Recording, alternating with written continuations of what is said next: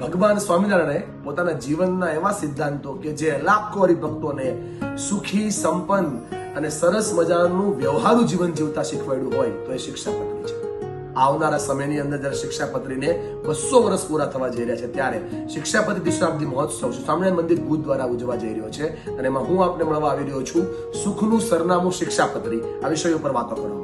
આવનારી 21 જાન્યુઆરી અને સાંજે 8 કલાકે નરનારાયણ મંડપ ખાતે સ્વામિનારાયણ મંદિર ભુજમાં આ સરસ મજાના કાર્યક્રમનું આયોજન છે. સૌ હરિભક્તોને કાર્યક્રમમાં સામેલ થવા માટે ભાવભર્યું આમંત્રણ આપું છું.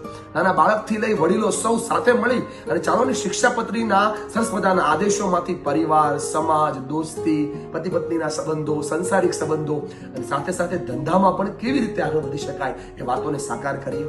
શિક્ષાપત્રીને મહામૂલ્ય ગ્રંથ જ્યારે આપણે સૌ સાથે લઈને માનતા હોઈએ ત્યારે એમને એવી રીતે જીવનમાં લઈએ કે જેનાથી આપણા જીવનના પ્રશ્નોના સમાધાન કરતો ગ્રંથ બને અને સુખનું સાચું સરનામું શિક્ષાપત્રી બને.